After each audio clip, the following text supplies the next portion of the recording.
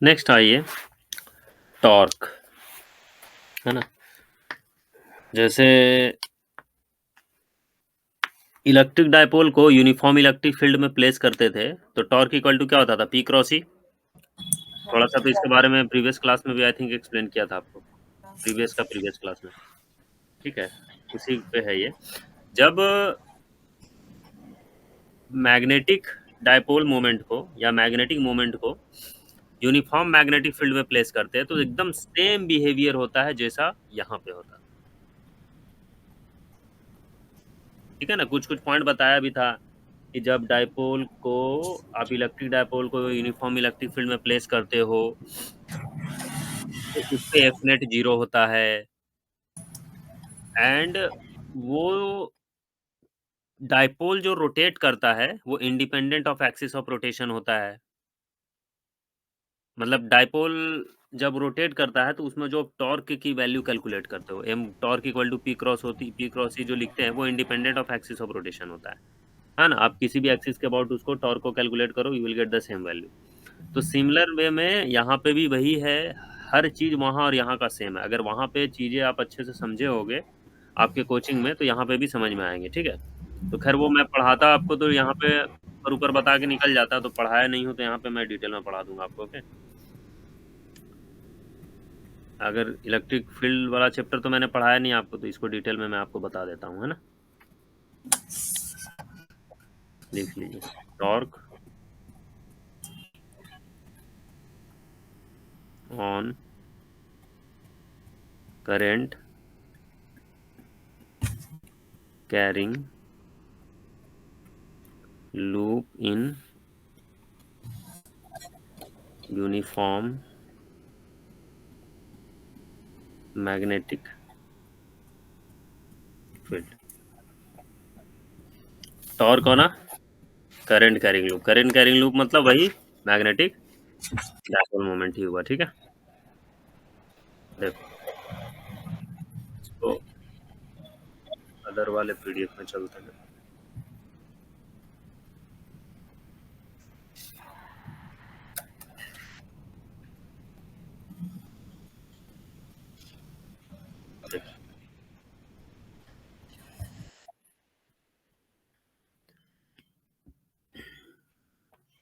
Magnetic field यहाँ पे display के अंदर है,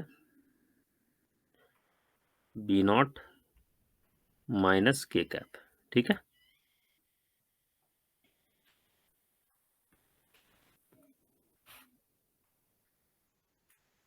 डिस्प्ले का अंदर है, यूनिफॉर्मली प्लेस्ड है इनफाइनाइट रीजन में। ठीक है, चलिए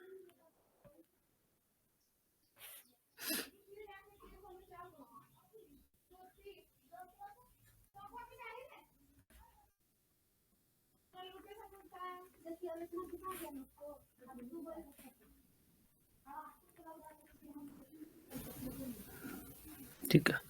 कॉइल को ऐसे रखा हुआ है, ए बी सी डी, ऐसे डॉट डॉट इसीलिए दिखाया है कि जस्ट अभी कॉइल का ये एक पोजीशन आपको रिफ्लेक्ट करवा रहे हैं, है ना। ए बी तुम्हारा जो है उसका लेंथ एल है, बी सी जो है ए बी या फिर डी सी इसका लेंथ एल है, and B C and D A जो है उसका लेंथ बी ले लो। ठीक है, चलिए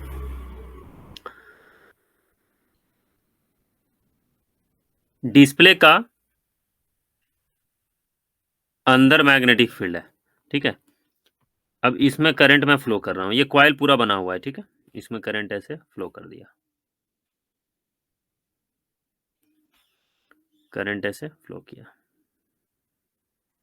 तो देखो ऊपर वाले पोर्शन में मैग्नेटिक फोर्स का क्या डायरेक्शन है, ए बी वाले पोर्शन में ऊपर होगा,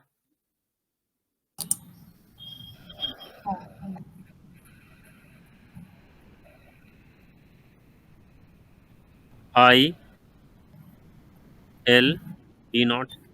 नीचे वाला में देखो नीचे होगा आई एल बी नॉट। ठीक है, चलिए नाउ एक्चुअली में कॉइल अभी इस पोजीशन पे मैंने रखा नहीं है। ठीक है, कॉइल को थोड़ा-सा यहाँ से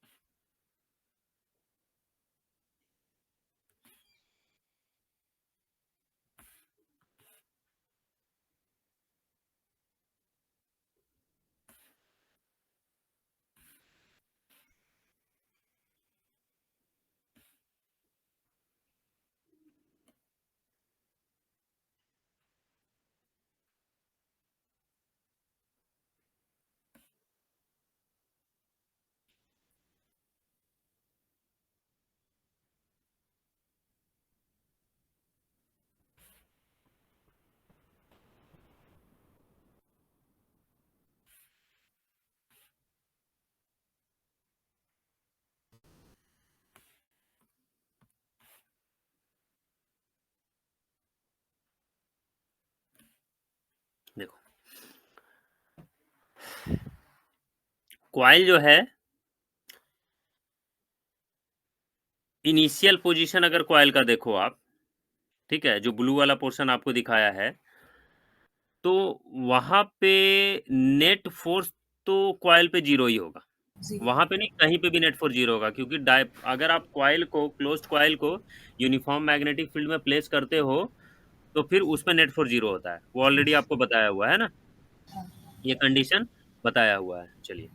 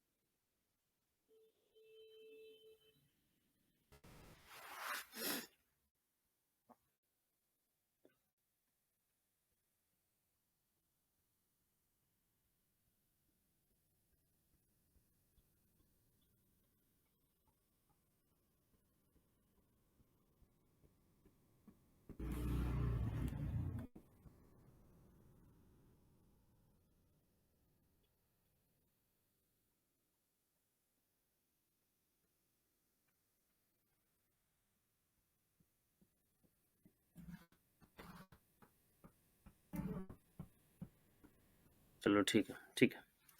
नाउ अब देखो,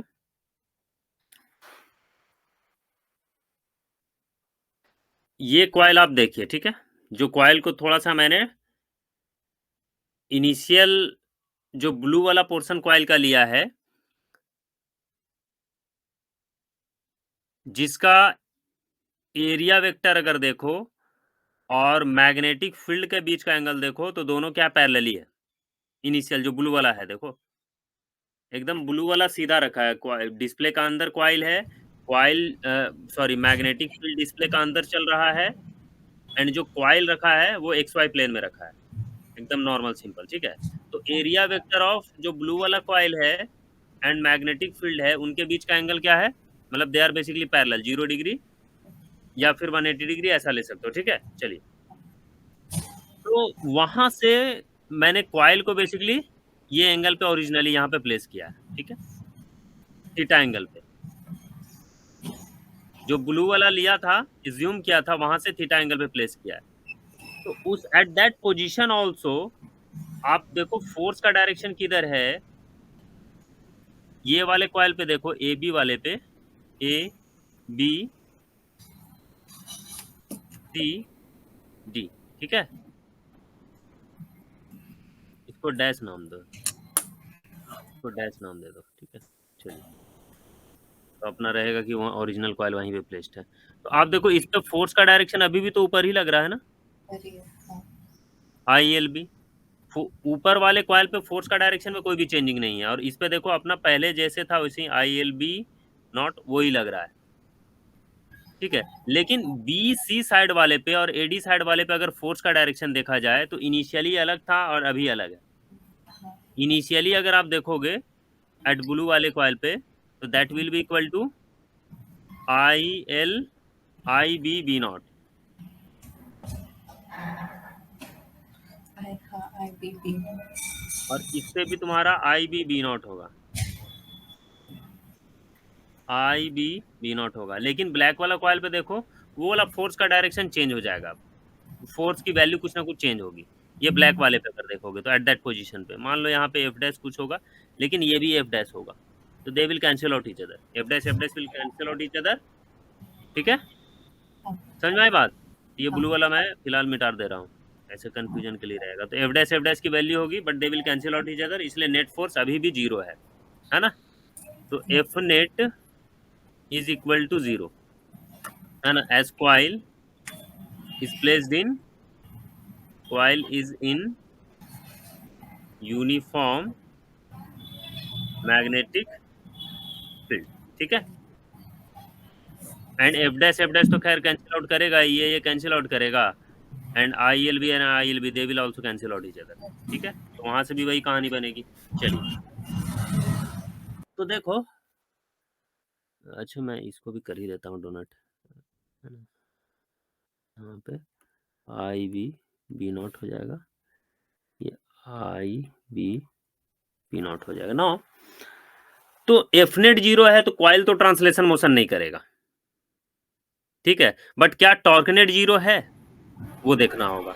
आप देखो, जब भी कॉइल फ्री टू रोटेट होता है इन मैग्नेटिक फील्ड, तो about centre of mass rotate करता है, अबाउट सेंटर मतलब एक ऐसा एक्सिस के अबाउट रोटेट करेगा जो सेंटर ऑफ मास से पास कर रहा है, ठीक है। तो आप देखो ये वाला जो फोर्स लग रहा है, ये ILB जो लग रहा है, उसका टॉर्क किधर आ रहा है, थोड़ा सा फील करना होगा।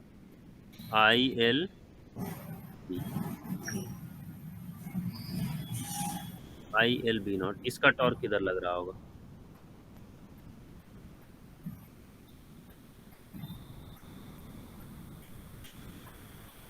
ये R का डायरेक्शन इधर होगा, थोड़ा एंगल पे जाएगा,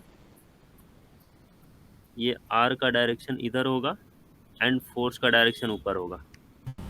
देखो R क्रॉस F, मतलब जो कॉइल है, इनिशियल जो ब्लू वाला कॉइल दिखाया है मैंने, जो ब्लू वाला डॉटेड डॉटेड कॉइल दिखाया, उसके तरफ रोटेट कराना चाहेगा। देखो क्या समझ पा रहे हो कि नहीं, आउटवर्ड रोटेट कराना चाहेगा। अब नीचे वाला फोर्स के लिए देखो, टॉर्क का डायरेक्शन किधर है, ये R है इधर, एंड फोर्स अंदर है, ये देखो, ये भी मतलब कॉइल ऐसे ही रोटेट करना चाहेगा, ऐसे एक ही डायरेक्शन में। दोनों फोर्स के लिए जो टॉर्क डेवलप हो रहा है, दोनों एक दूसरे को क्या कर रहा है, सपोर्ट ही कर रहा है, कोई अपोज नहीं कर रहा है, दोनों टॉर्क एक दूसरे को सपोर्ट ही कर रहा है। एंड इस वाले फोर्स के लिए टॉर्क की value F dash, and F dash के लिए टॉर्क की वैल्यू जीरो हो जाएगी, क्योंकि वो एक्सिस ऑफ रोटेशन से ही पास कर रहा है, ठीक है। एक्चुअली में कॉइल का रोटेशन कैसे हो रहा है आपका,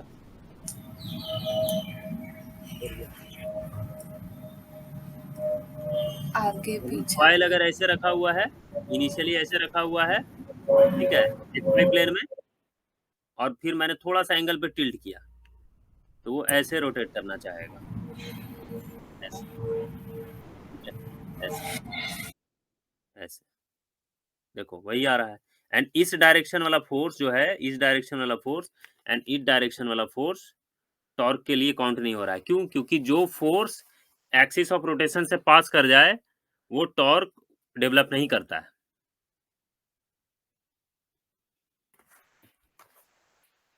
है ना। टॉर्क इज इक्वल टू होता क्या है तुम्हारा, torque is equal to basically होता है R क्रॉस F। R होता है तुम्हारा एक्सिस ऑफ रोटेशन से फोर्स का डिस्टेंस। तो जब जो फोर्स एक्सिस ऑफ रोटेशन से ही पास कर रहा है, तो वो टॉर्क कहाँ से डेवलप करेगा। आप दरवाजा ले लो, जब दरवाजा आप रोटेट करते हो, ठीक है, दरवाजा हिंज किया हुआ इस पोजीशन पे, मान लो इस साइड में हिंज किया हुआ है, तो आप यहाँ एकदम यहाँ पे फोर्स लगाओगे, एकदम यहाँ पे एक्सिस पे, क्या वो खुलेगा? नहीं। नहीं खुल रहा है इसका मतलब टॉर्क डेवलप नहीं कर पा रहे हो ना आप। हाँ। लेकिन जैसे ही थोड़ा डिस्टेंस पे आप लगाते हो फोर्स तो वो रोटेट करता है, रोटेट कर जाएगा। क्यों? क्योंकि वो टॉर्क डेवलप हुआ। तो जो भी फोर्स जो है एक्सिस ऑफ रोटेशन से पास कर जाए तो वो टॉर्क डेवलप नहीं होता है। वो बॉडी को रोटेट कराने के लिए रिस्पॉन्सिबल नहीं है। आप प्रैक्टिकली भी देख सकते हो ऐसा, है ना? चलिए, तो ऐसे भी r जो बेसिकली डिस्टेंस होता है, distance between force and axis of rotation, तो जब r की वैल्यू ही आप 0 कर दोगे तो टॉर्क कहाँ से डेवलप होगा? फॉर्मूला से भी आप देख सकते हो, ठीक है? हाँ। चलिए, तो कॉइल किधर रोटेट होना चाहेगा? फिर back to the X Y plane में आना चाह रहा है, back to the X Y plane में। अब इसका रीजन भी आगे एक्सप्लेन करेंगे कि वो क्यों इनिशियल पोजीशन में आना चाह रहा है, क्यों वो ब्लू वाला डॉटेड पोजीशन में आना चाह रहा है। इसलिए आना चाह रहा है ना क्योंकि वहां पे नेट टॉर्क की वैल्यू 0 है। इस पोजीशन पे आगे एक्सप्लेन कर दूंगा मैं, नेट टॉर्क की वैल्यू 0 है। जो ब्लू वाला डॉटेड डॉटेड पोजीशन पे है ना, उस पोजीशन पे अगर टॉर्क ओरिजिनली कॉइल ओरिजिनली आ जाए तो नेट टॉर्क की वैल्यू 0 हो जाएगी। नेट टॉर्क भी 0, नेट फोर्स भी 0, तो system will be in equilibrium. हाँ। तो हर सिस्टम तो इक्विलिब्रियम में आना चाहता है। कोई इंसान भी है तो वो क्या चाहता है? एक इक्विलिब्रियम पोजीशन में रहे। वही चाह रहा है ना। आप भी पढ़ाई लिखाई कर रहे हो तो आप क्यों चाहते हो? आप इसीलिए ना चाहते हो कि आपका फ्यूचर बढ़िया हो, है ना? आप अपना फैमिली वैमिली को सपोर्ट करो, आप थोड़ा स्टेबल पोजीशन पे चले जाओ। हर आदमी तो स्टेबल होने के लिए ही कर रहा है हर चीज। तो यहाँ पे भी कॉयल भी वही काम कर रहा है कि वो अपना स्टेबल पोजीशन गेन करना चाह रहा है। वो अपना इक्विलिब्रियम पोजीशन गेन करना चाह रहा है जहाँ पे वो एकदम बढ़िया से स्टेबल है। इसीलिए टॉर्क हम देखो वैसा पोजीशन में आना चाह रहा है, उस डायरेक्शन में रोटेट करना चाह रहा है जहाँ पे नेट फोर्स भी 0 है, नेट टॉर्क भी 0 है। नेट फोर्स तो ऑलवेज 0 होगा ही होगा, और हाँ। उस पोजीशन पे नेट टॉर्क भी 0 होगा। नेट टॉर्क क्यों 0 होगा ये भी समझ लो। एक्सिस ऑफ रोटेशन तुम्हारा क्या है? ये वाला एक्सिस ऑफ रोटेशन। बीच वाला। हाँ। जब कॉइल एकदम एक्स वाई प्लेन में आ जाएगा तो ये जो I L B naught force है वो भी तो एक्सिस ऑफ रोटेशन से ही पास कर जा रहा है।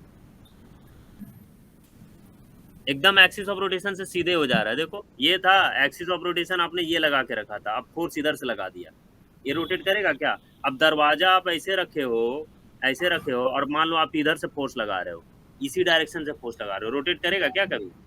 नहीं। थोड़ा एंगल से लगाओगे तब ना रोटेट करेगा। थोड़ा एंगल से लगाना होगा ना। अब यही खींच दो ऐसे दरवाजे के डायरेक्शन में ही, एकदम उसका पल्ले के डायरेक्शन में फोर्स लगा रहे हो, कभी नहीं खुलेगा। तो यहाँ पे भी वही हो रहा है ना कि ये बेचारा रोटेट कर रहा था, ये ऐसे था और ऐसे रोटेट कर रहा है। अब यहाँ रोटेट कर रहा, फोर्स ऊपर लग गया तो ये रोटेशन में इफेक्ट लाएगा? कोई नहीं लाएगा। ये फोर्स तो पूरा ऊपर ही लग रहा है, कहाँ से रोटेट करेगा? जब तक एंगल नहीं डालोगे फिर रोटेट नहीं करेगा, ठीक है? तो वो एक ब्लू वाले डॉटेड वाला पोजीशन में आ जाता है तो वहां पे नेट टॉर्क भी 0 है, ठीक है? तो आगे मैं ये पॉइंट लिखाऊंगा, आपको एक्सप्लेन करूंगा, ठीक है? समझ में आई बात? हाँ। तो यहाँ पे आगे अब हम लोग बढ़ते हैं।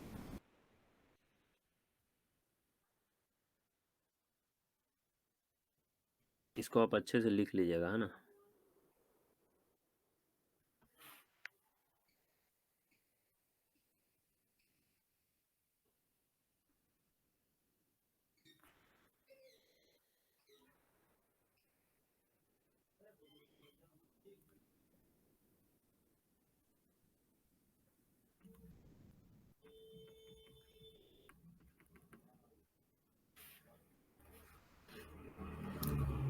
ठीक है।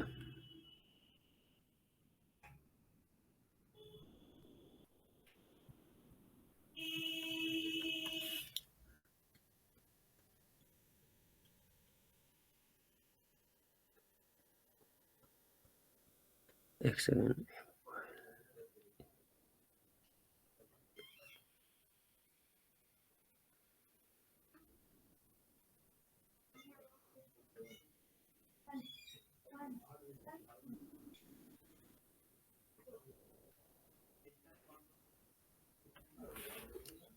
If coil is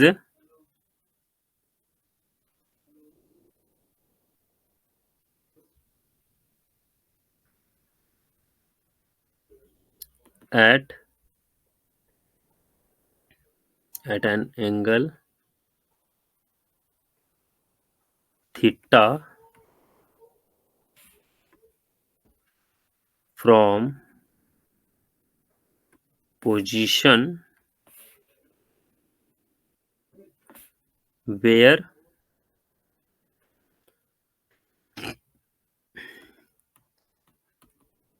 torque is 0.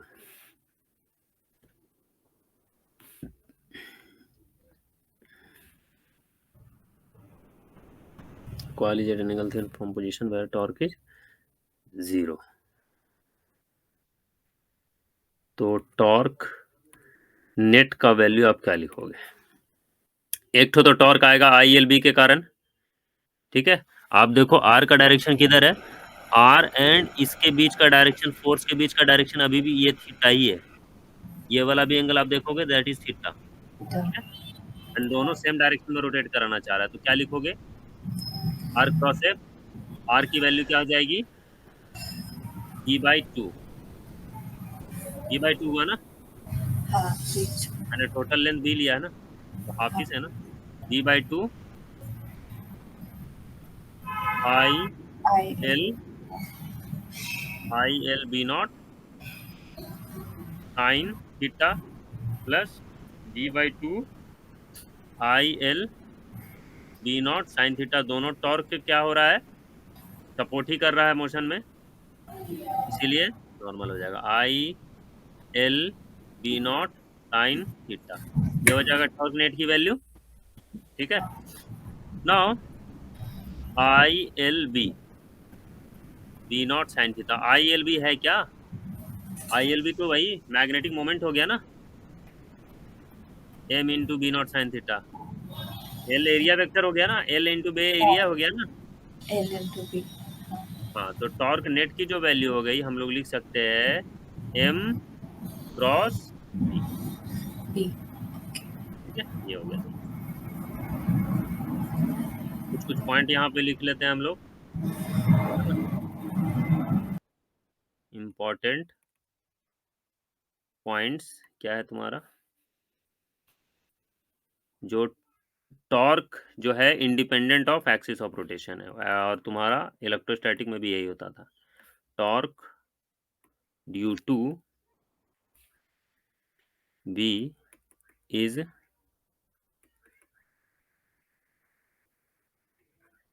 Independent of axis of rotation, है ना। एक्सिस ऑफ रोटेशन से इंडिपेंडेंट है। एंड डायरेक्शन ऑफ टॉर्क हमेशा ऐसा होगा कि वो क्वाइल को ऐसे पोजीशन में लाना चाहेगा जहां पे magnetic field and coil, magnetic moment and coil के बीच का एंगल 0 हो जाए, तभी ना वहां पे नेट टॉर्क भी 0 हो जाएगा। देखो यहाँ से देखो, M into B into sine 0 degree, sine 0 की वैल्यू 0 हो गई तो टॉर्क 0 हो गया। तो टॉर्क 0 है, साइन की वैल्यू, साइन थीटा की वैल्यू 0 है, मतलब मैग्नेटिक मोमेंट और मैग्नेटिक फील्ड का डायरेक्शन सेम है। तो टॉर्क ऐसा डायरेक्शन में लगता है कि वो क्वाइल को स्टेबल पोजीशन में ले जाना चाहता है, और स्टेबल पोजीशन कहाँ गेन होगा? जहाँ पे magnetic moment and magnetic field will be parallel to each other, है ना। तो द डायरेक्शन, और सेम चीज जो है आपका इलेक्ट्रिक डायपोल के लिए हर पॉइंट ट्रू है। The direction of torque is such that it tries to make magnetic moment and magnetic field parallel to each other, ठीक है। ये हो गया।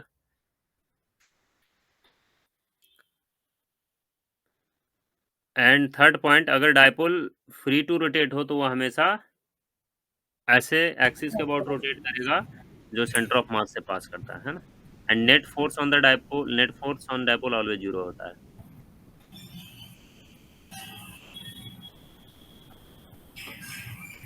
Net force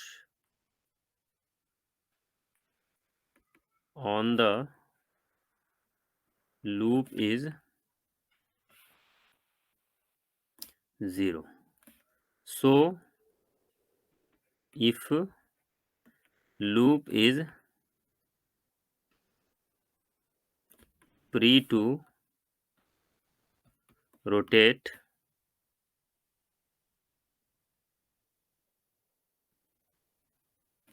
then it will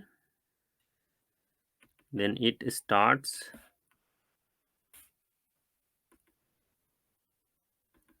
rotating about an axis passing through center of mass.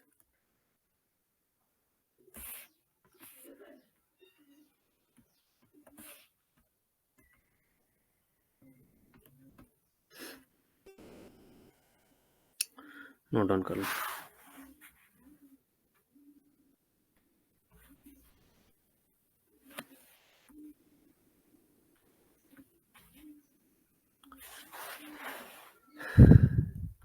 हो गया sir.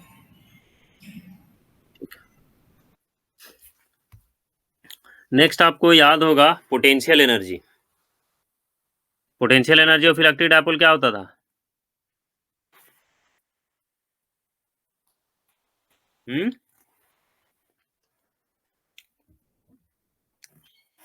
Potential energy of electric dipole क्या होता था? माइनस पी क्रॉस ई, ई. हाँ. Sorry minus P dot E. यहाँ पे भी माइनस पी डॉट बी होगा.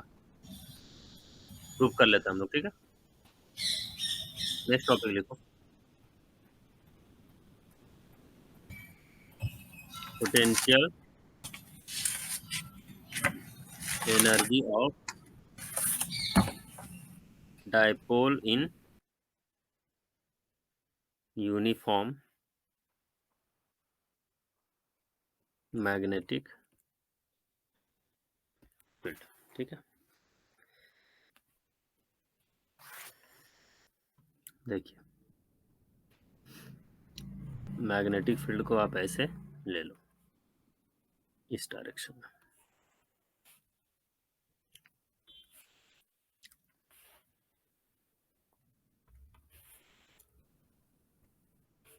डायपोल का ये डायरेक्शन पकड़ लो. दोनों के बीच का एंगल थीटा मान लो. ठीक है, इलेक्ट्रिक फील्ड है, मैग्नेटिक मोमेंट के बीच का एंगल.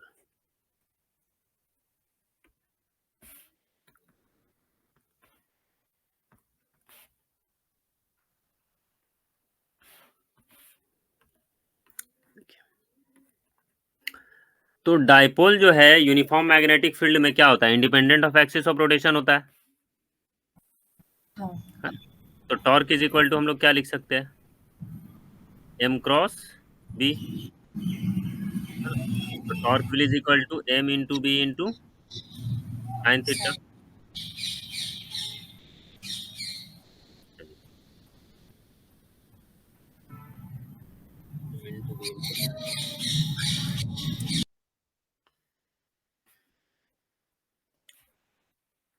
नो,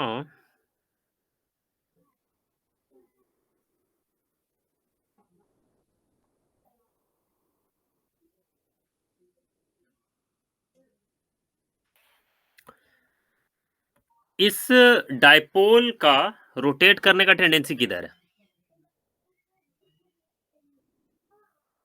ये नॉर्मल हमारा डिस्प्ले में काम हो रहा है. इसका रोटेट करने का टेंडेंसी किधर है?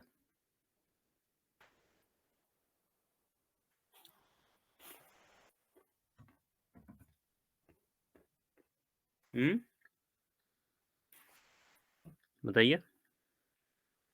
नॉर्मल क्रॉस प्रोडक्ट करो ना. M cross B, torque is equal to M cross B.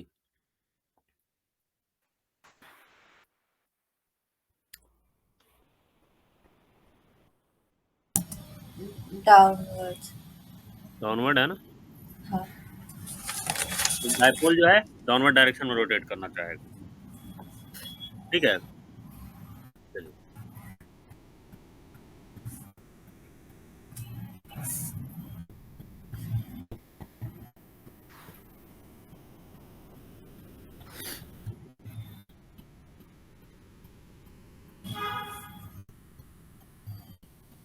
No,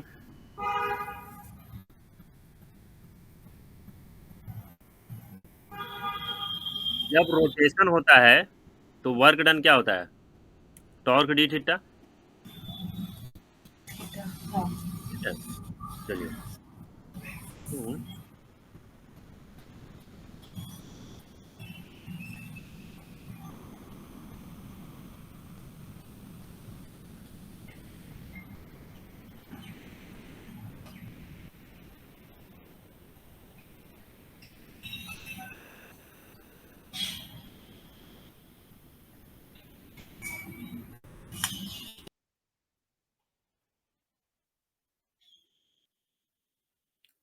no, देखो, पोटेंशियल एनर्जी होता क्या है? आपने इलेक्ट्रोस्टैटिक में पढ़ा होगा पोटेंशियल एनर्जी का डेफिनेशन। पोटेंशियल एनर्जी होता था work done by external external agent, है ना? मतलब एक्सटर्नल एजेंट जितना भी वर्क कर देता है वो स्टोर होता है पोटेंशियल एनर्जी का फॉर्म में, है ना? और पोटेंशियल एनर्जी कैलकुलेट करने के लिए हमेशा एक हम लोग रेफरेंस लाइन लेते थे। इलेक्ट्रोस्टैटिक में हम लोग रेफरेंस लाइन इन्फिनिटी पे लेते थे और इन्फिनिटी पे पोटेंशियल एनर्जी जीरो मानते थे। बाकी इलेक्ट्रिक डायपोल में तो वहां तो था ही, हाँ। है ना? तो पोटेंशियल एनर्जी होता है कि जब आप किसी ऑब्जेक्ट को बहुत स्लोली या धीरे from infinity to certain region of electric field लेके आते हो। यहाँ पे भी यही है, डायपोल को जब आप अगेंस्ट द इलेक्ट्रोस्टैटिक फील्ड या अगेंस्ट द मैग्नेटिक फोर्स जब आप रोटेट करते हो, ठीक है, एक्सटर्नल फोर्स लगा के कुछ थीटा वन एंगल से थीटा टू एंगल तक, तो जो भी वर्क डन होता है वही स्टोर होता है पोटेंशियल एनर्जी का फॉर्म में।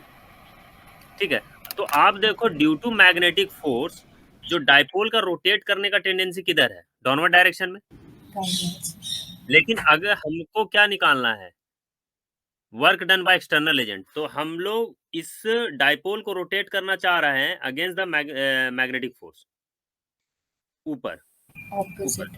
ठीक है, अपोजिट डायरेक्शन में। नाउ इस मैग्नेटिक डायपोल मोमेंट को एकदम धीरे धीरे धीरे धीरे रोटेट करना है।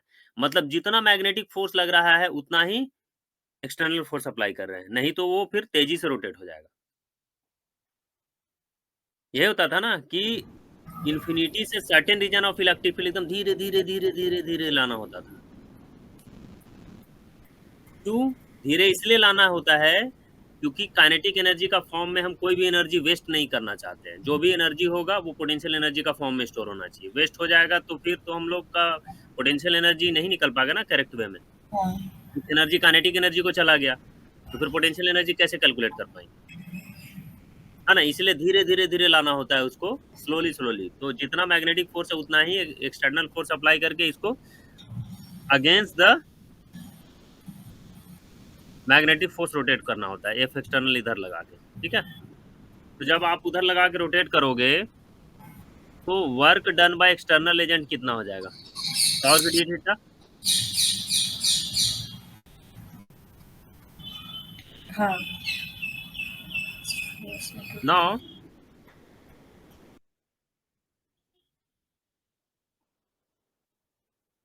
टॉर्क की वैल्यू हम लोगों ने क्या सीखा है? M cross B, M into B into sine theta. Theta. तो वो अपना पुट करिए,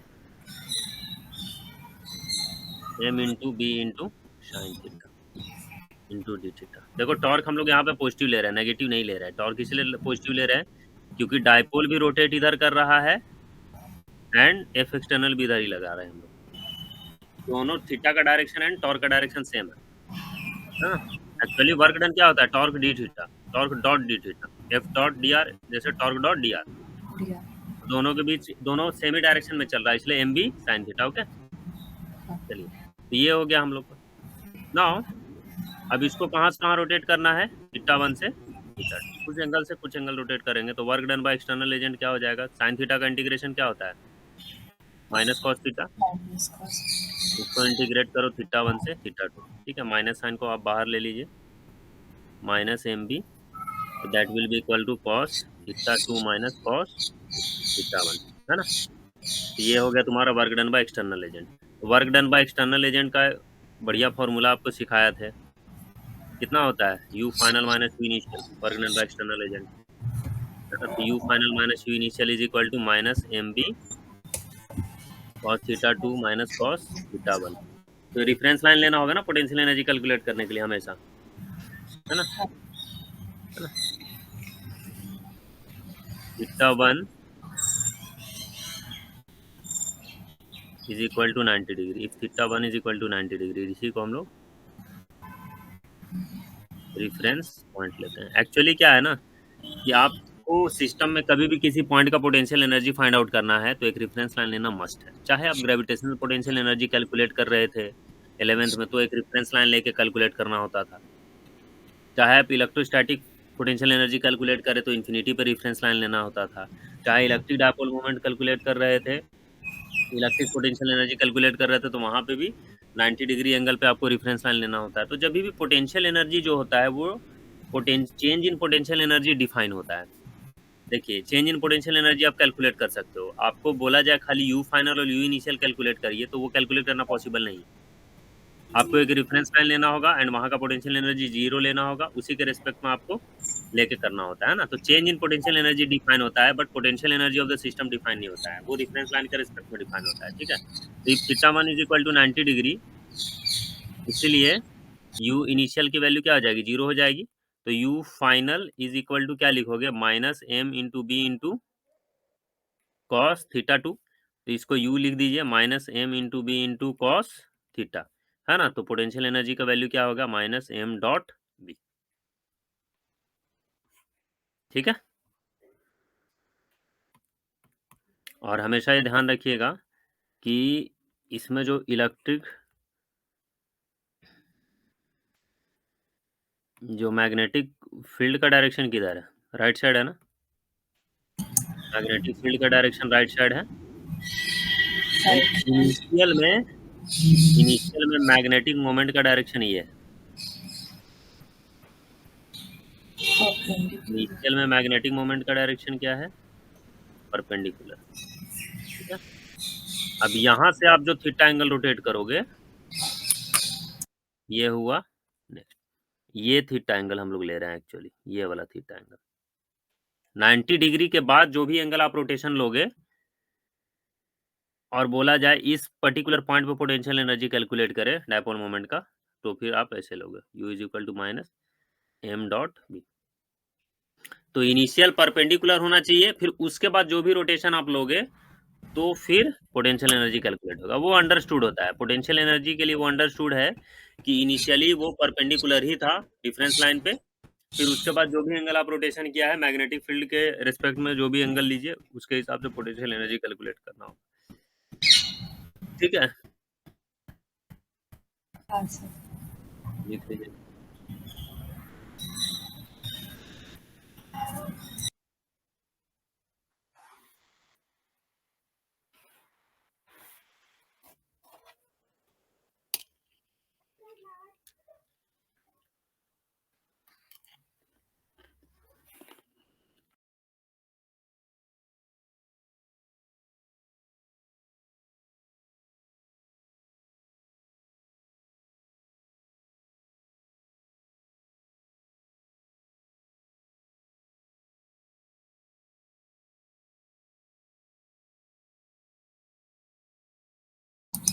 हो गया सर।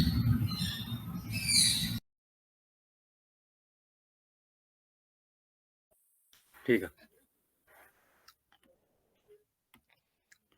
अब इसमें आइए स्पेशल केसेस में।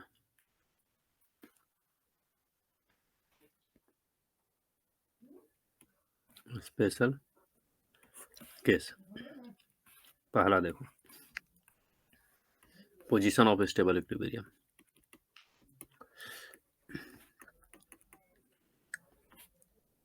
स्टेबल इक्विलिब्रियम,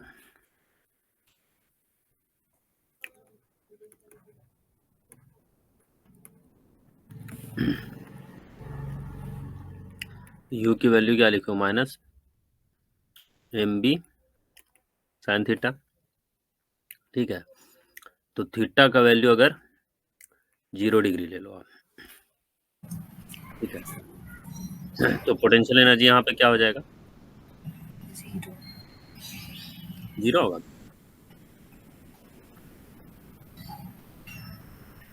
अच्छा sorry sorry, M into B क्या लिख दे रहा है मैं, M into B into cos theta होगा ना। पोटेंशियल एनर्जी कितना हो जाएगा, माइनस एम बी, है ना। तो हाँ। ये पोटेंशियल एनर्जी क्या है, मिनिमम है, ठीक है। एंड टॉर्क की वैल्यू यहाँ पे क्या है, एफ नेट तो जीरो हमेशा है, हाँ। ऑलवेज जीरो है।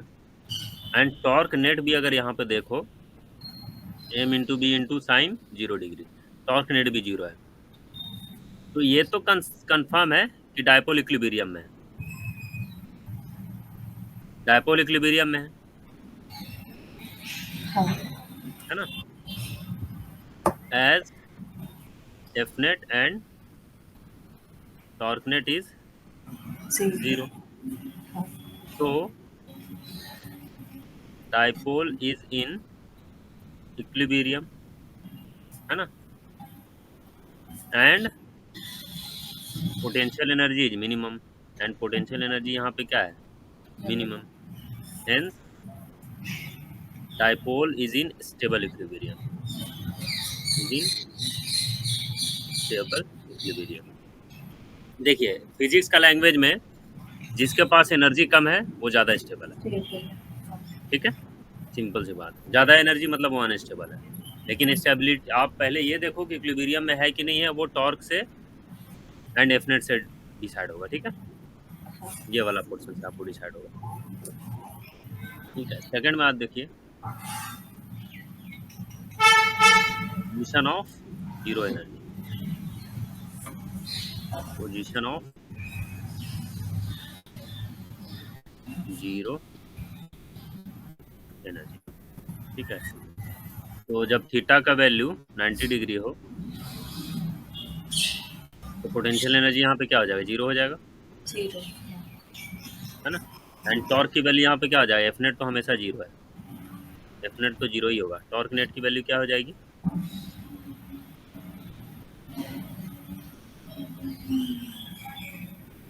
M B. M B. तो डायपोल तो खैर इक्विलिब्रियम में है नहीं, है ना। तो at max when potential energy is zero, dipole क्या है, इक्विलिब्रियम में नहीं है, ठीक है। Dipole is not in equilibrium but it is in translational equilibrium, ये ट्रांसलेशनल इक्विलिब्रियम में ऑलवेज है, but it is in translational equilibrium and not in rotational equilibrium, rotational equilibrium में नहीं, मतलब ये रोटेट करेगा।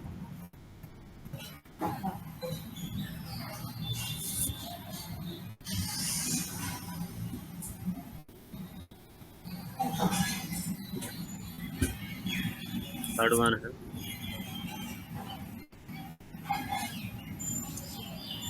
Position of unstable equilibrium, position of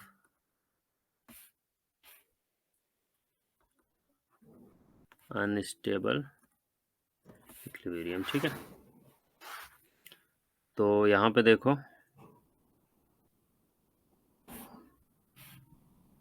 theta का value 180 ले लीजिए, तो पोटेंशियल एनर्जी क्या हो जाएगा, एम इंटू बी, है ना, ये मैक्सिमम पोटेंशियल एनर्जी है। एफ नेट आप ये देखिए, एफ नेट यहाँ पे जीरो ही है, एंड टॉर्क नेट की वैल्यू क्या है, जीरो हो जाएगी, ठीक है। टॉर्क नेट की वैल्यू जीरो है, तो जब एफ नेट भी जीरो है, टॉर्क नेट भी जीरो है, dipole is in equilibrium and dipole is in equilibrium, है ना, यानी ये हो जाएगा अनस्टेबल इक्विलिब्रियम। तो डायरेक्ट लिख देते हैं dipole is in unstable equilibrium,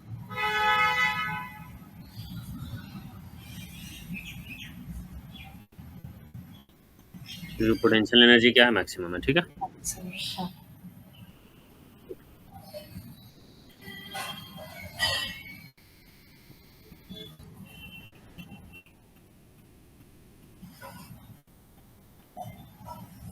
देखिए।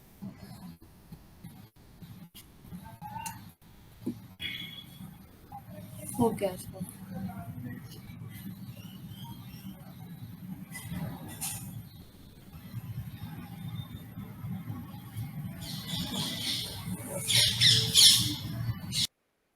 ठीक है।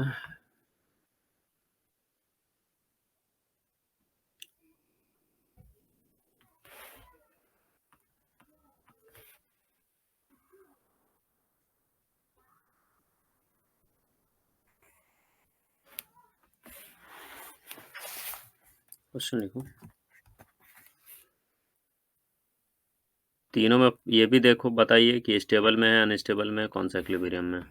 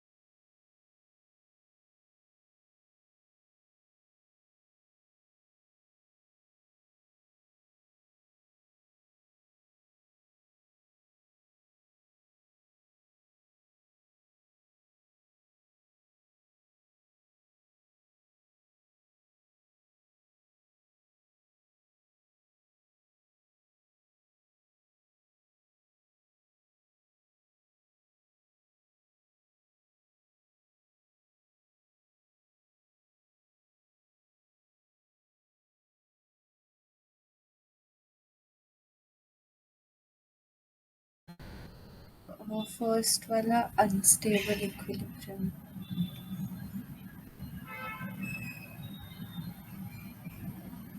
ठीक है। और टॉर्क जीरो। तो टॉर्क जीरो तभी तो इक्विलिब्रियम है। हाँ, सब में ही टॉर्क जीरो है। फर्स्ट वाला अनस्टेबल, सेकेंड वाला भी अनस्टेबल इक्विलिब्रियम है।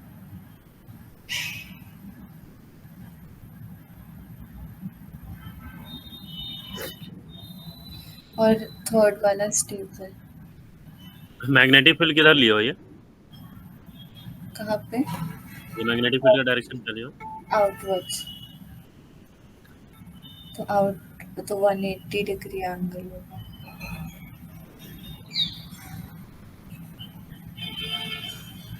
180 डिग्री होगा। हम्म, वो क्रॉस है या डॉट है? आपने क्या लिया है? वहाँ पे क्रॉस लिया मैंने। हाँ, क्रॉस लिया तो ठीक। हाँ, डॉट ही, लेकिन कोई दिक्कत नहीं, आपने क्रॉस लिया तो क्रॉस लेके ही करेंगे। तो यहाँ पे थीटा की वैल्यू कितनी होगी? 180। हाँ। तो एफ नेट तो जीरो ही होगा, हाँ। यूनिफॉर्म में है। टॉर्क नेट भी यहाँ पे क्या हो गया? जीरो हो गया। 0। बट पोटेंशियल एनर्जी क्या हो गया? मैक्सिमम हो गया ना, maximum. M into B, तो अनस्टेबल। नहीं मैं, हाँ पोटेंशियल एनर्जी में। सेकेंड में देखो, ये भी आपने क्या लिया? आउटवर्ड लिया है, इनवर्ट। इन क्रॉस ही लिया मैंने।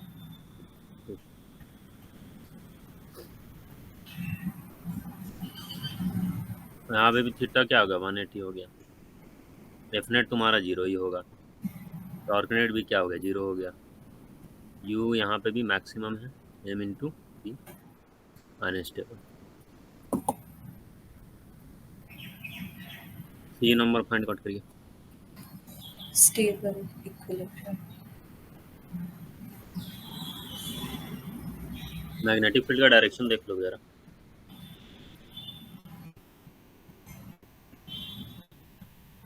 आउटवर्ड्स और आउट आउटवर्ड ये दिख रहा है आपको, मैग्नेटिक फील्ड का डायरेक्शन राइट साइड चल रहा है।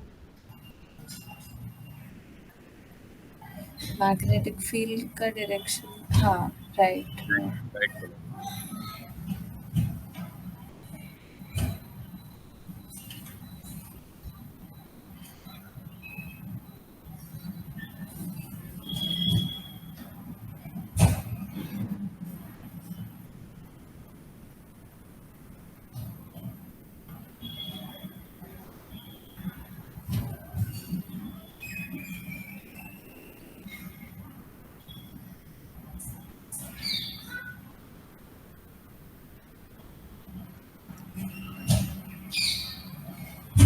थीटा का वैल्यू 90 है ना यहाँ पे।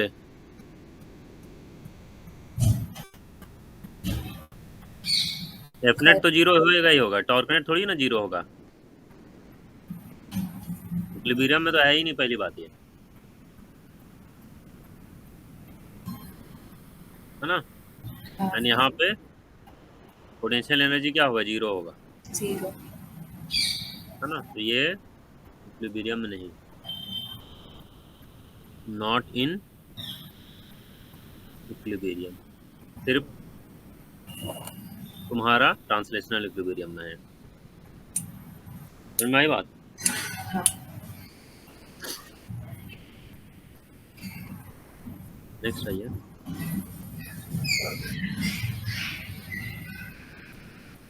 याद करो, वहां पे डाइपोल को स्लाइटली हम लोग रोटेट करते थे तो वो ऑसिलेट करने लगता था। स्मॉल एंगल से डिस्प्लेस करते थे तो फिर उसका टाइम पीरियड वगैरह देखते थे, याद है? हाँ। हम्म। क्वेश्चन से करते हैं शुरुआत।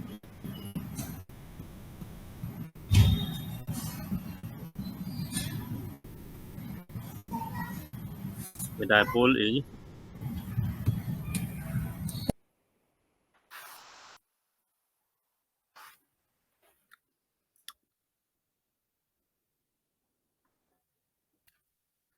slightly displace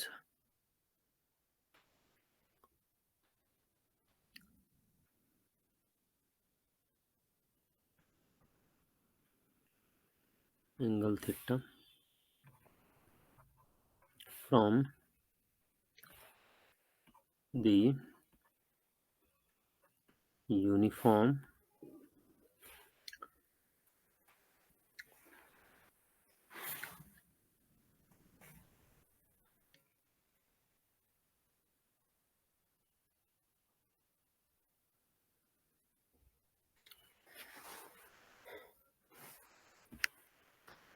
dipole is slightly displaced from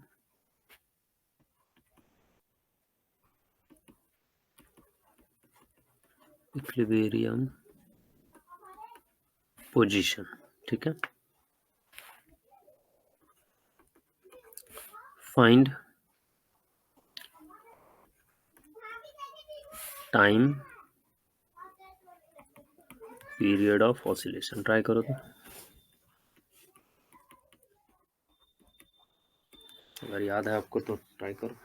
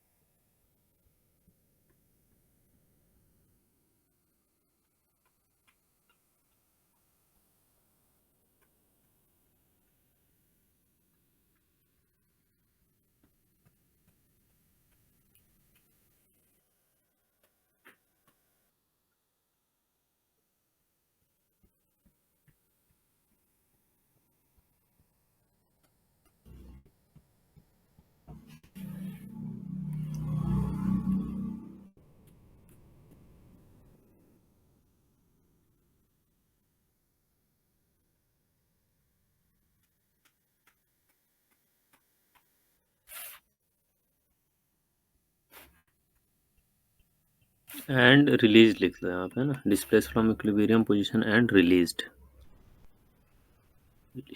find time period of oscillation.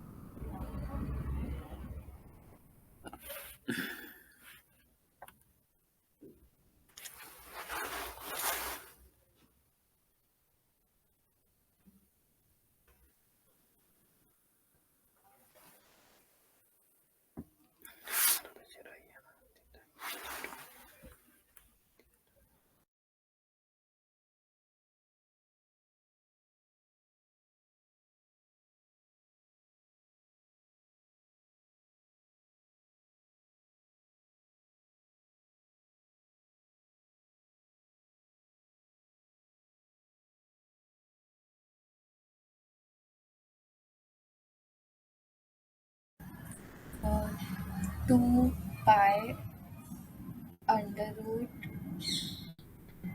1 by mb.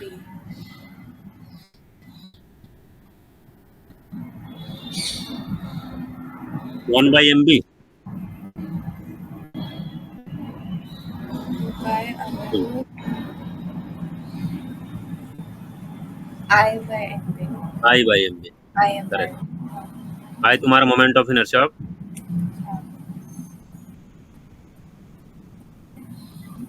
Dipole हो जाएगा, ठीक है। जैसे देखो थोड़ा फील करते हैं इसको,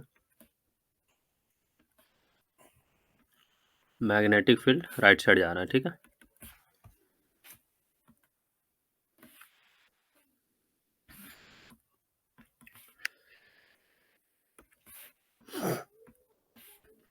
तो अगर डाइपोल इधर पे है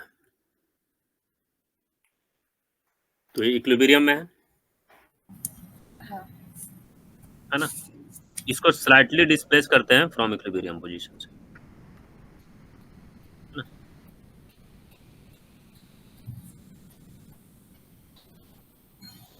इसको एकदम छोटा सा एंगल पे डिस्प्लेस करते हैं। तो आप जब इसको डिस्प्लेस कर रहे हो, बाय एक्सटर्नल फोर्स अप्लाई करके डिस्प्लेस कर रहे हो, है ना? एक्सटर्नल फोर्स इधर लगा रहे होगे, लेकिन जैसे ही आप उसको छोड़ दिए लगा के, ठीक है, तो ड्यू टू मैग्नेटिक फोर्स वो तो इधर रोटेट होना चाहेगा ना, एम क्रॉस बी, एम से बी की तरफ, है ना? टॉर्क इज इक्वल टू क्या होता है, एम क्रॉस बी, मतलब एम से बी की तरफ रोटेट होना चाहेगा, मतलब आपने रोटेट किया इस डायरेक्शन में और वो रोटेट होना चाहा पीछे। पीछे, मतलब थोड़ा सा रोटेट करके छोड़ दिया तो फिर से एकदम बैक टू द अपना पोजीशन पे चला जाएगा, एंड वहां से फिर ऑसिलेट करने लगेगा, ऐसे करके छोड़ दिया, उसके बाद ऑसिलेट ऐसे ऐसे करने लगेगा। यही टाइम पीरियड ऑफ ऑसिलेशन आपको बताना है ना?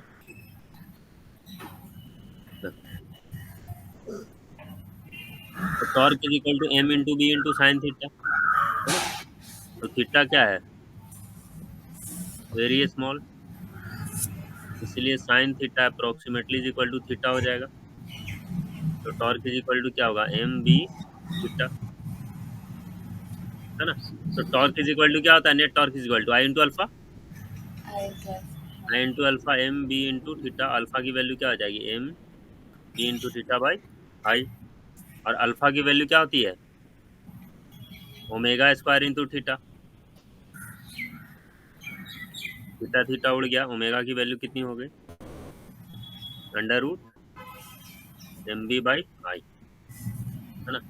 तो टाइम पीरियड क्या हो गया, 2 पाई बाई ओमेगा, तो ये हो गया 2 pi under root I by M into, मैं बात, यस सर। ध्यान रखने की ये बात है, अगर थीटा जो आप डिस्प्लेस करते हो बहुत ज़्यादा लार्ज होगा तो फिर जो टाइम जो इसका मोशन होगा एस एच एम नहीं होगा, पीरियड होगा बट एस एच एम नहीं होगा, पीरियोडिक होगा बट एस एच एम नहीं होगा, ठीक है? बट थीटा स्मॉल रखते हो तभी वो फिर एस एच एम होने वाला है ना? हाँ। यहाँ लिख लो, नोट डाउन करके, है ना? अगर थीटा लार्ज हो तो फिर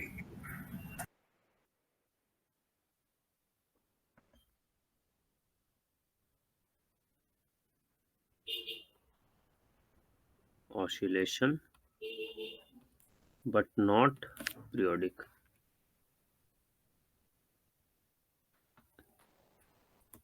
नॉट पीरियोडिक, है ना?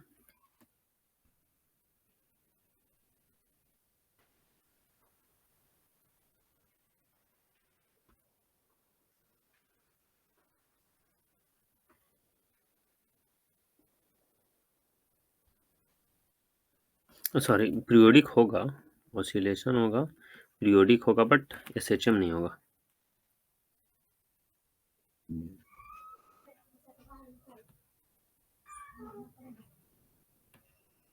पीरियोडिक तो होगा ही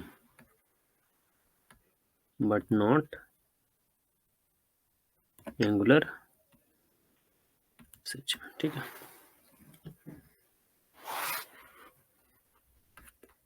लिख लिया।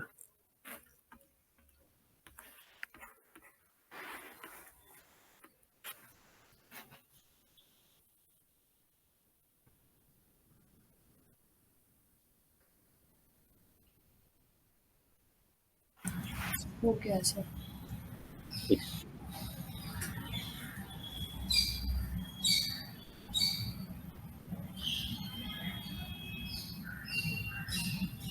इलेक्ट्रिक फील्ड का क्वेश्चन कर दो, सेम कंसेप्ट रहेगा।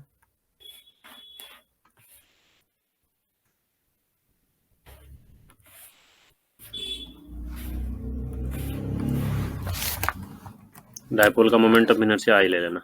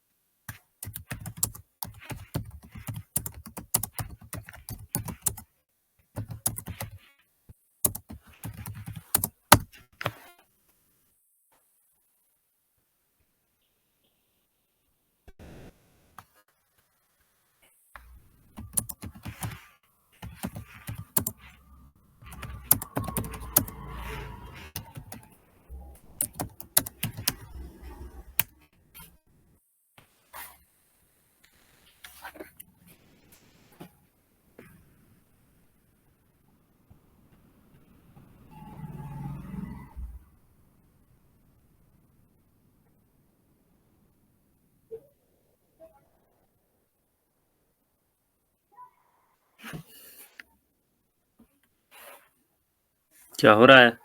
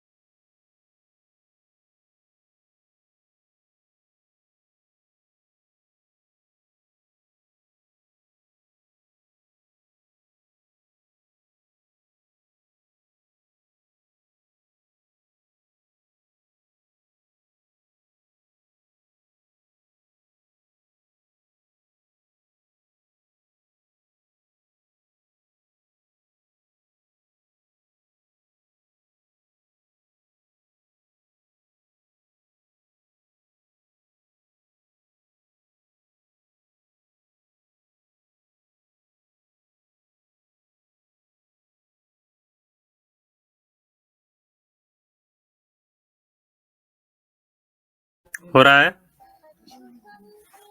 हाँ सर।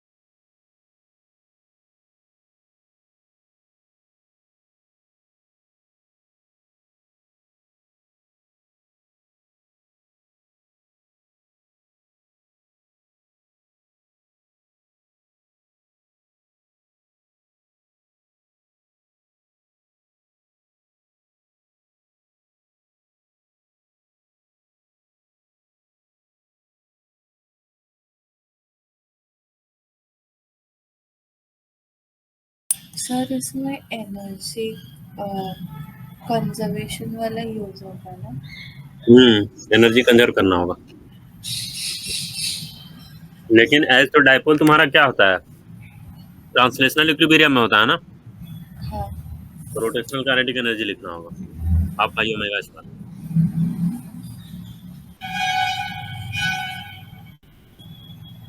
ट्रांसलेशनल इक्विलिब्रियम में तो ट्रांसलेशनल काइनेटिक एनर्जी नहीं होगा ना, हाफ एम बी स्क्वायर जो होता है।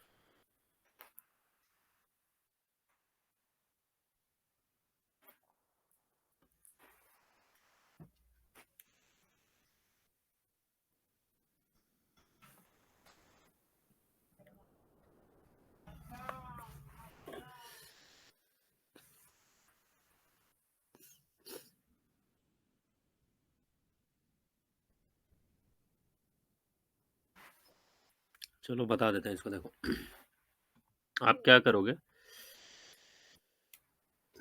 कंजर्वेशन ऑफ मैकेनिकल एनर्जी, ठीक है। तो dipole of dipole moment P is released at an angle theta from electric field. Calculate the angular velocity of dipole when it align with the electric field. तो electric field से जब ये aligned हो जाएगा उस समय का क्या चाहिए? Angular velocity. मतलब इलेक्ट्रिक फील्ड भी इधर है, डायपोल मोमेंट भी इधर ही है ना। तो इनिशियल जब इस पोजीशन पे था तो काइनेटिक एनर्जी तो जीरो है, रिलीज्ड है।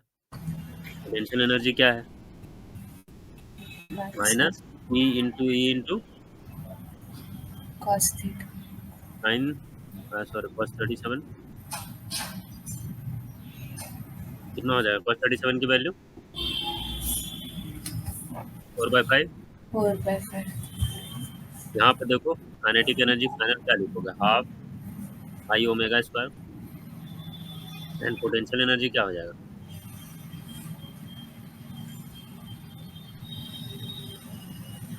Minus uh, E PE. Into E. हाँ.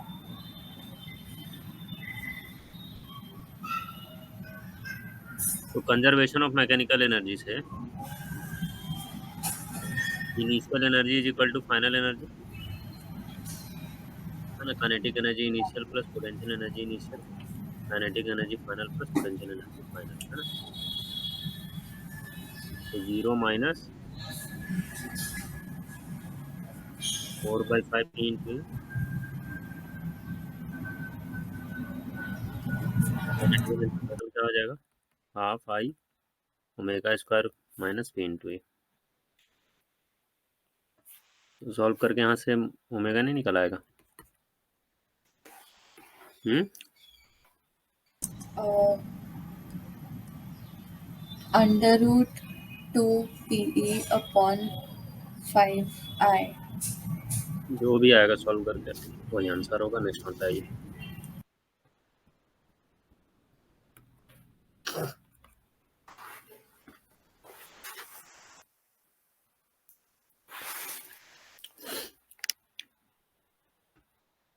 मैग्नेटिक फील्ड डिस्प्ले का बाहर है।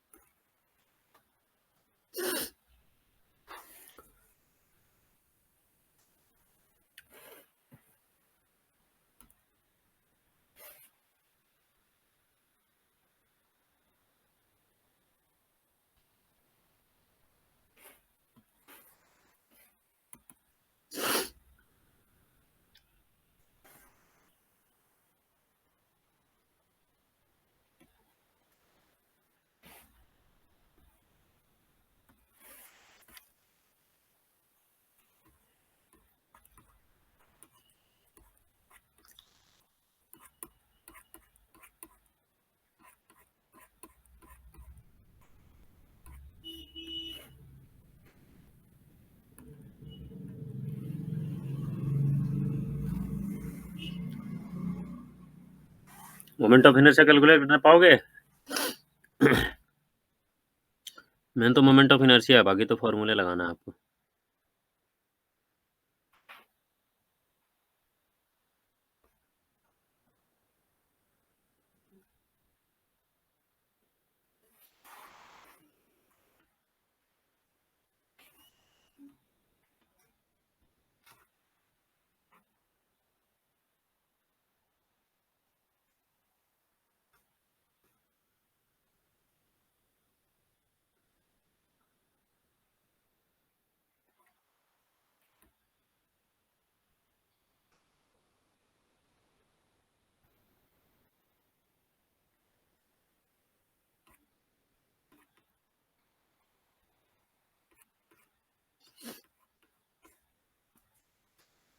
देखो,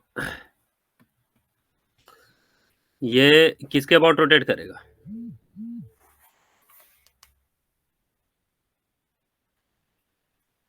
सेंटर।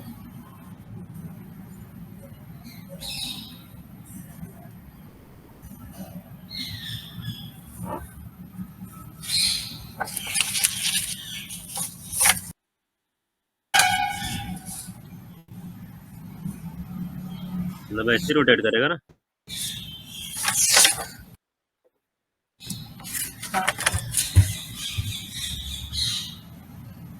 सॉरी, मतलब किधर रोटेट किया है?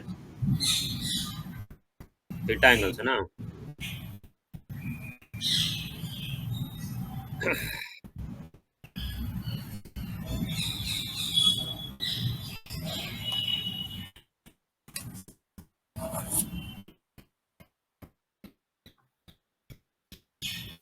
अगर लेफ्ट साइड रोटेट करता है तो राइट साइड जाएगा, हाँ, जो भी है। हाँ, ये तो थीटा एंगल से रोटेट कर find time period of oscillation. तो टाइम पीरियड क्या सीखा है? 2 pi under root I by M M B. B, है ना? तो मेन तो आई की वैल्यू फाइंड आउट करना है ना, मोमेंट ऑफ इनर्शिया। कैसे कैलकुलेट करोगे?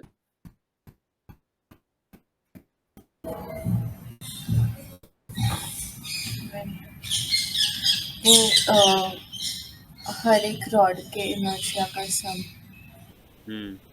तो ये देखो, ऐसे इसके अबाउट रोटेट करेगा ना, हाँ। A B C D. तो मोमेंट ऑफ इनर्शिया ऑफ अगर ए बी देखा जाए तो कितना होगा? M L square by 12।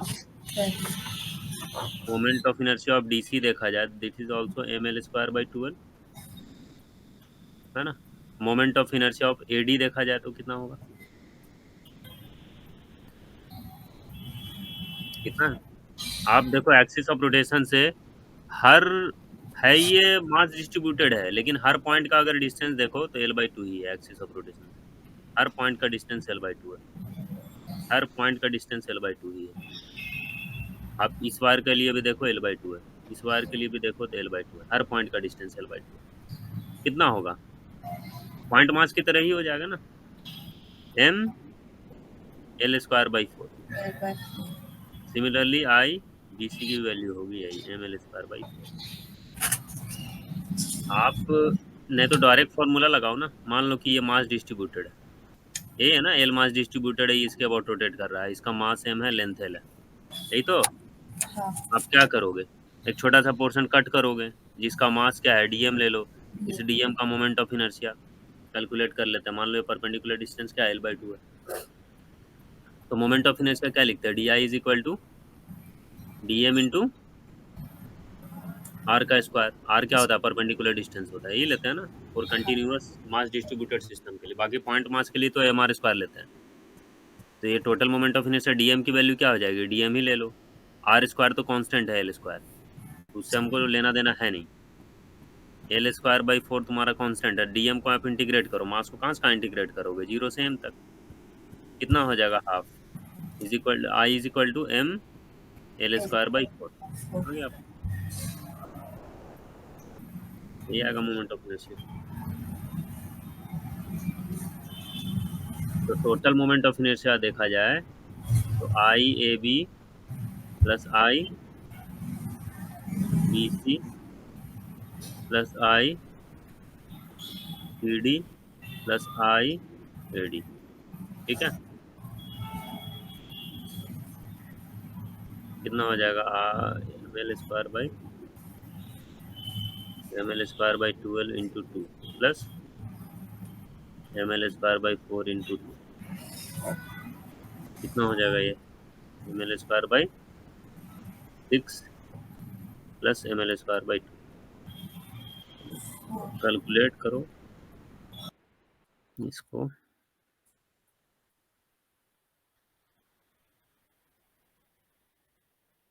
2/3।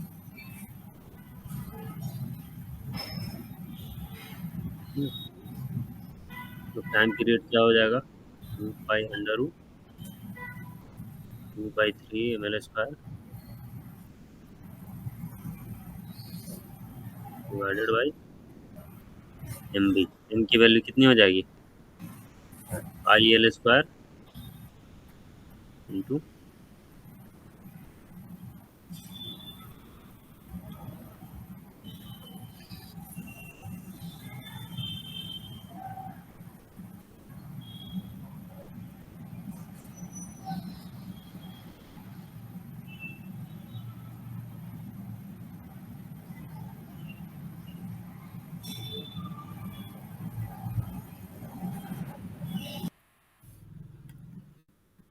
Next class में ये चैप्टर खत्म हो जाएगा, ठीक है।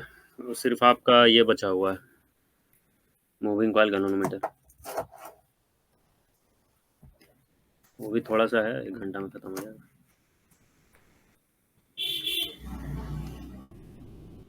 नोट डाउन कर लो इसको।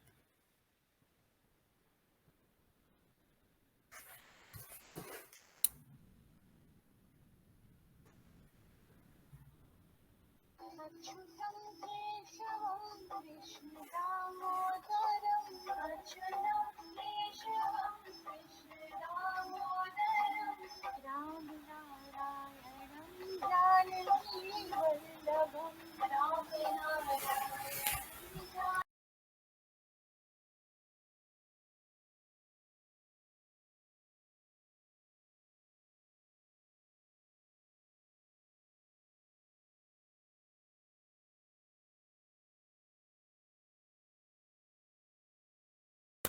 डन। Yes, sir.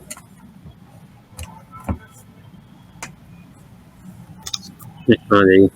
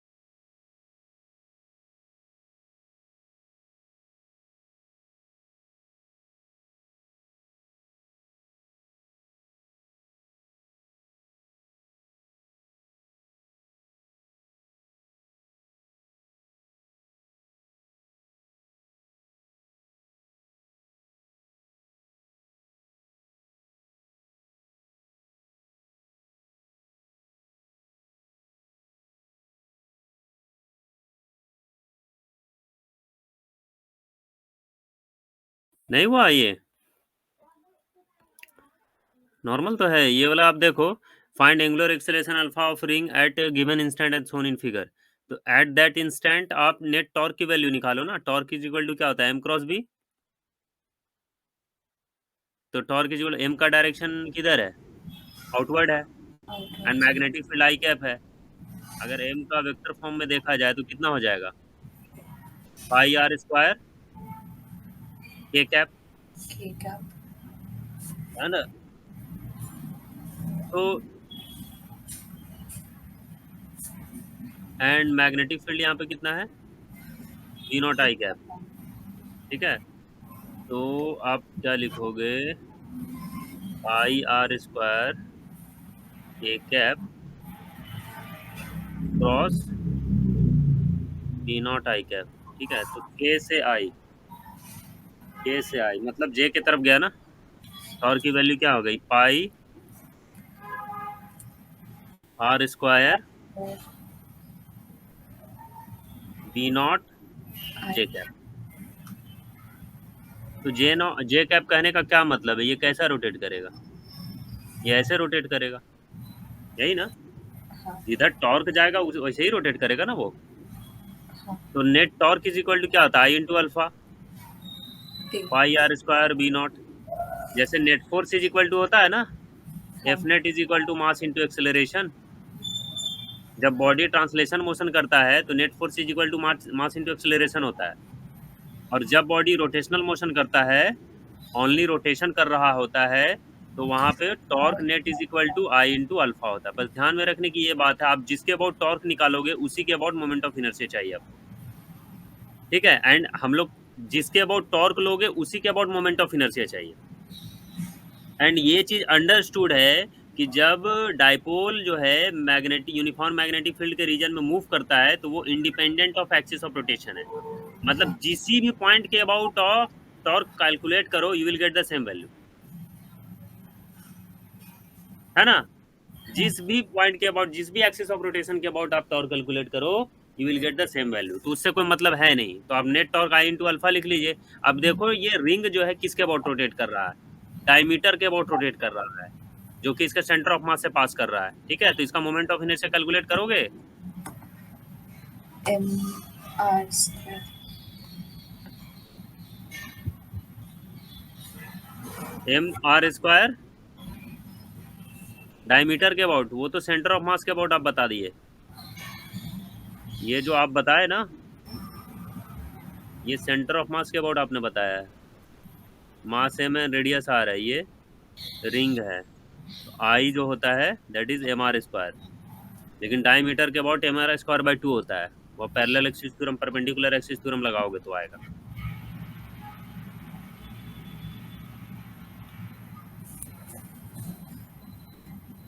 ठीक है, जब इसके अबाउट आप लोगे, इसके अबाउट आई ले लेना, इसके अबाउट आई ले लेना, भूल गया हो थोड़ा सा। ठीक है, कोई बात नहीं। और इसके अबाउट हमको पता है, आई जेड ये ले लो, ये लेते थे ना, आई एक्स हाँ।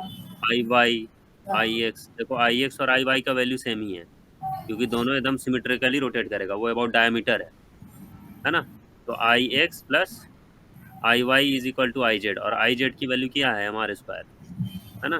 तो I plus I is equal to M R square, है ना। स्क्वायर बाई तो 2। 2 आई का वैल्यू कितना हो गया, एम आर स्क्वायर। तो आई की वैल्यू कितनी हो गई, एम आर स्क्वायर बाई, तो ये मोमेंट ऑफ इनर्शिया हो गया। तो अल्फा इज इक्वल टू क्या हो जाएगा, पाई आर स्क्वायर,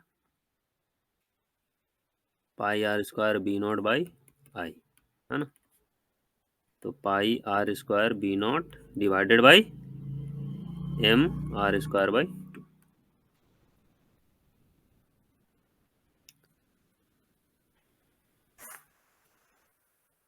2। सॉल्व करो, आंसर आ जाएगा। अच्छा, यहाँ पे आई छूट गया है ना।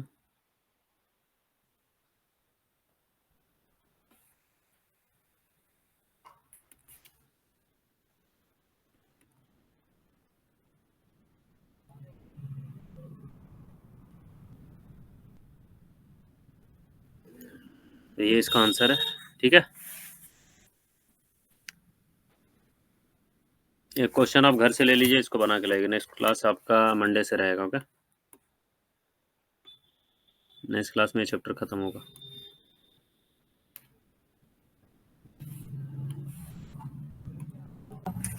आंसर है B is equal to mg upon 2IL।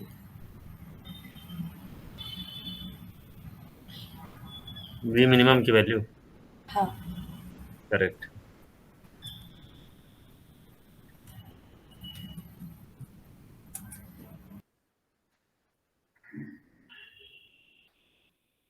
ठीक है, कोई डाउट है इसमें? नहीं।